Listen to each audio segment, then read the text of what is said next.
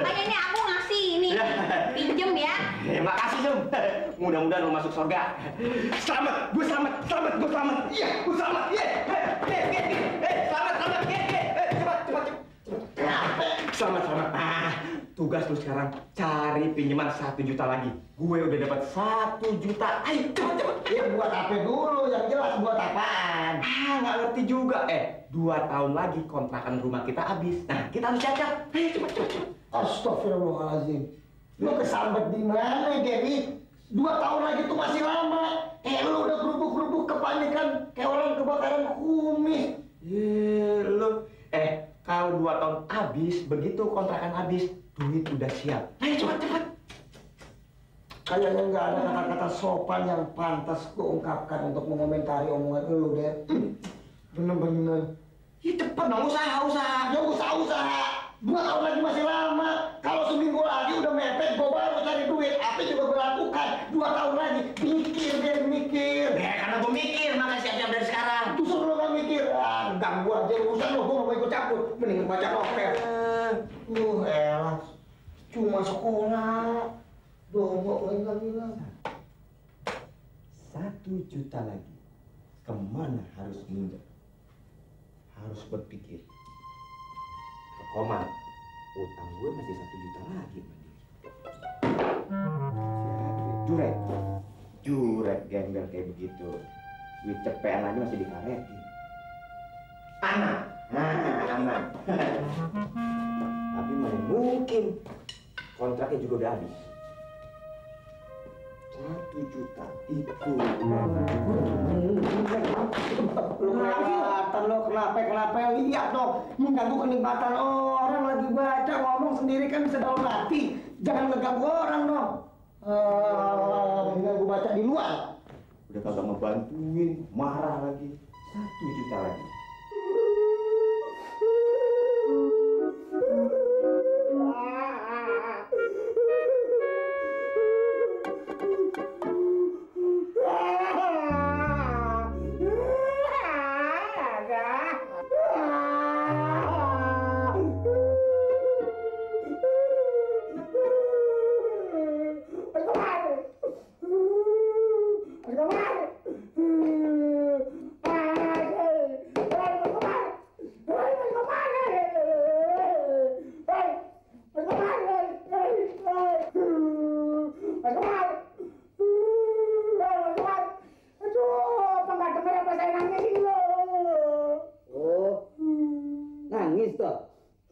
Saya pikir saudara menyanyi. Bagus itu iramanya turun naik. Apa tadi saya nangis? Mentang-mentang jadi pejabat, nggak mau dengerin rakyat kecil sedang menangis, kesusahan. Belagu banget sih lu. Jangan buruk sangka sama pejabat macam saya. Bukannya saya nggak mau denger suara rakyat kecil macam kamu. Habis rakyat kecil macam kamu ini bisanya cuma nangis, unjuk rasa. Nggak pernah mikir kalau pejabat macam saya ini sibuk, banyak urusan. Tahu nggak? Sekarang apa masalahnya? Ibu saya sakit. Nggak usah pakai ginian, nggak usah. Kenapa sih? Ya nggak usah pakai ekspresi sakit, bilang ibu saya sakit. Lah iya, lu sakit, ibu saya sakit. Kamu nyinggung saya, gini-gini, alah. Bila ibu saya sakit? Ibu saya sakit. Terus? Ya iya, sekarang saya mau minjem duit 1 juta untuk berobat. Tolong dong. Ibu sakit? Iya. Kalau yang sakit itu bapakmu, baru rasional. Saya akan kasih bantuan. Yang nyari, yang jadi Perdana Menteri di rumah itu kan bapak. Kalau ibu sakit kan bisa dihandle sama bapak. Udah sana. Bukan terlalu penting itu. Kalau bapak dikasih pinjam. Bisa saya pertimbangkan. Bisa.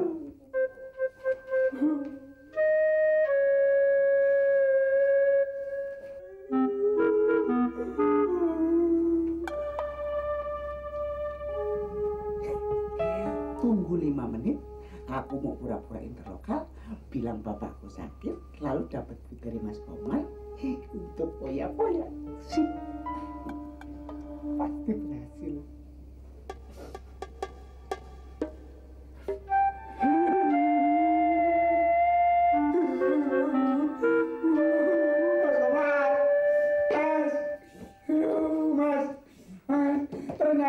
saya interlokal, bapak saya juga sakit. Bapakmu sakit? Iya. Waduh. Kompak banget ya bapak sama ibu itu kok bareng-barengan sakit. Barusan saya interlokal dia. Interlokal? Iya. Mendadak? Mendadak. Nah begini, saya juga mendadak. Pikiran saya berubah. Kalau bapak sama ibu sakit, lah anak-anaknya kan masih ada kakak-kakakmu, ada adik-adikmu, bisa kerjasama cari duit buat membiayai. Lah kalau semuanya udah pada sakit, baru saya urun rempuk kasih bantuan. Satu keluarga dulu sakit, sana. Satu keluarga? Iya. Susah amat sih.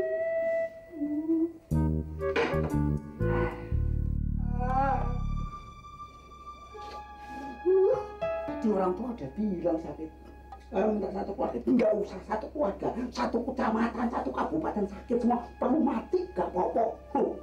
Tunggu. Sudah waktunya. Mas Komar.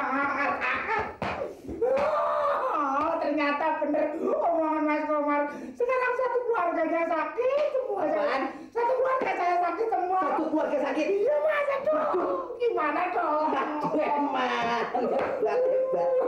Keluargamu semuanya sakit? Semua sakit. Oke. Gini sekarang, yang sakit-sakit itu semua masukkan ke rumah sakit, sudah dirawat nanti semuanya, ya silakan rumah sakit dibayar sendiri. Gampang kan? Bantuannya? Ya udah gitu aja. Saya bayar sendiri. Ya. Dari tadi cuma ngerjain doang. Mentang-mentang orang kaya lu. Awas gua lu. Ya begitu. Ya begitu, dari tadi aja kalau kamu minjemin. Daripada kamu saya.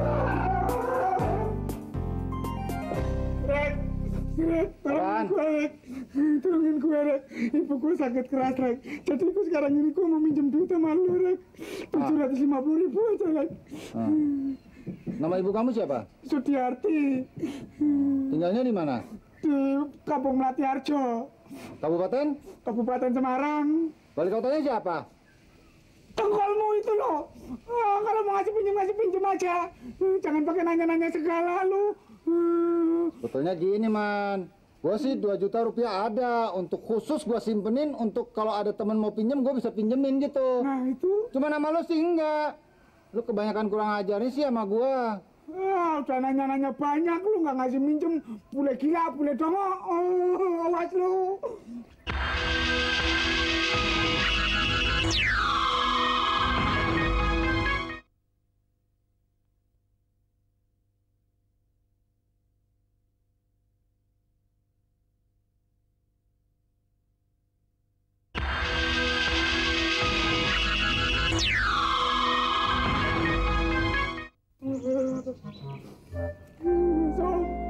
Som, aku cariin kamu kemana-mana nggak ada. Itu punya kamu di sini nongkrongnya.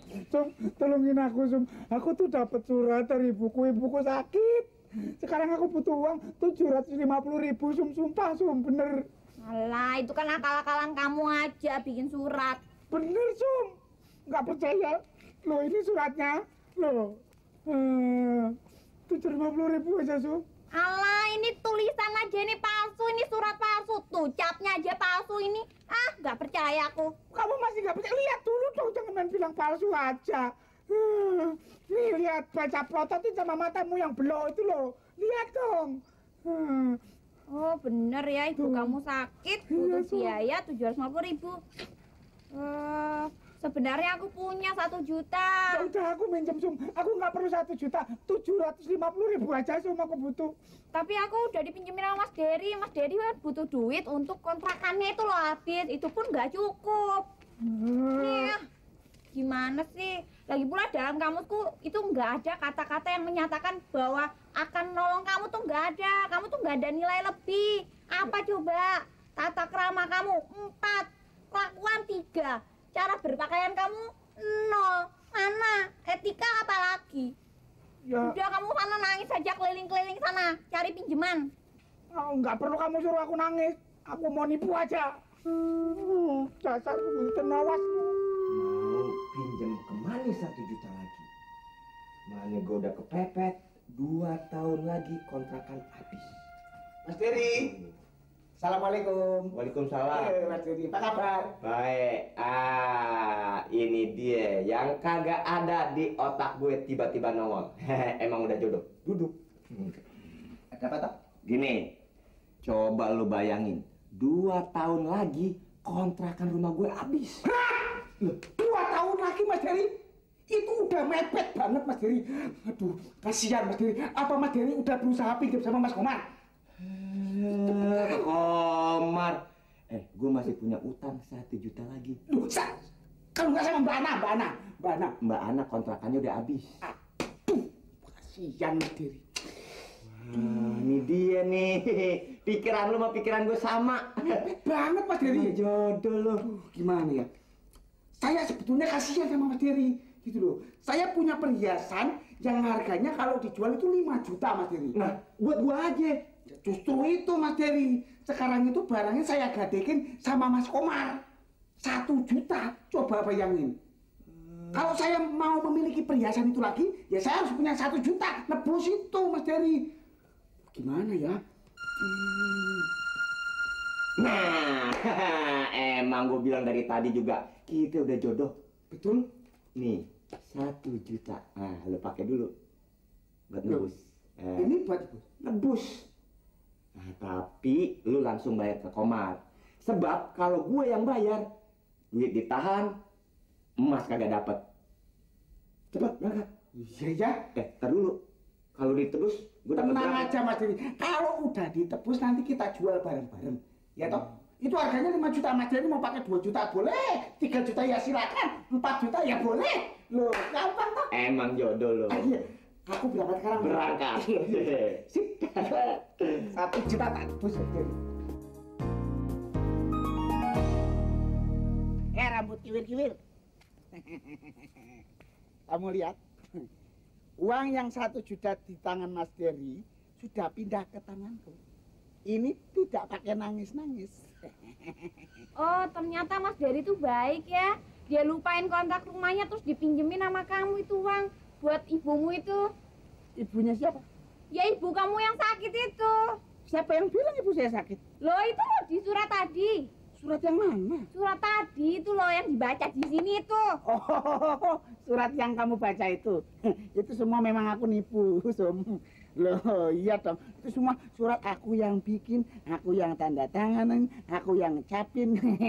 Biasa. Gembel tukang tipu. Loh, biasa tuh kerjaanku ya tipu menipu, ahlinya ya aku ini. 1 juta di tangan, Sum.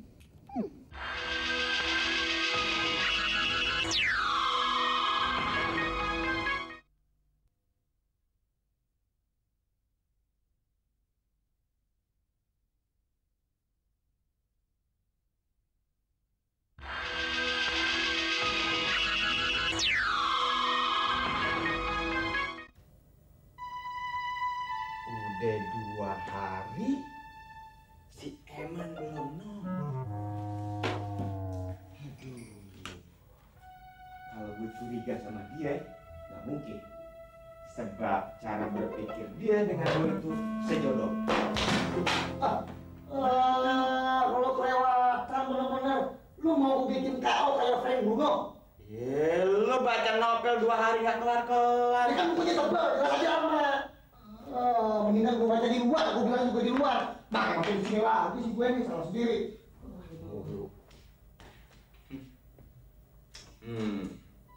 Mendingan gue cek langsung ke rumah Komar. Bukan berarti gue curiga sama Eman. Sebab Eman tidak patut dicurigai. Waalaikumsalam. Mas Komar. Dari mana? Dari rumah, Mas. Duduk. Udah duduk, Mas. Mas Komar. Eman udah nebus belum? Baru kemarin dia nebus. 4 bulan ditungguin baru ditebus kemarin. Kelamaan dia itu. Udah nebus, Mas ya? Ya udah. Tapi kok saya tunggu-tungguin di rumah nggak ngasih-ngasih ke saya sih? Masih sama kamu. Si Eman itu bikin KTP buat dia, bukan buat kamu. Urusannya sama kamu apa? Ya terang aja nggak dikasih no KTP-nya dirinya sendiri kok. KTP? Lah iya emangnya apa? Loh, bukan perhiasan. Perhiasan. Aduh, begini Mas Komar. Kontrakan saya kan udah mau habis. Terus? Jadi kalau saya perpanjang kontrak, saya harus bayar 2 juta. Nah, saya nggak punya uang. Suminten ngasih pinjaman saya 1 juta. Jadi kurang 1 juta. Tukang roti datang. Nah, saya pinjam 1 juta. Dia mau ngasih pinjam. Cuma syaratnya uang yang dipinjemin Suminten itu dipakai dulu 1 juta buat nebus perhiasannya yang digadein ke Mas Komar. Nah, perhiasannya itu harganya 5 juta. Nah, saya kasih. Tapi Mas, sampai sekarang tuh tukang roti nggak nongol-nongol.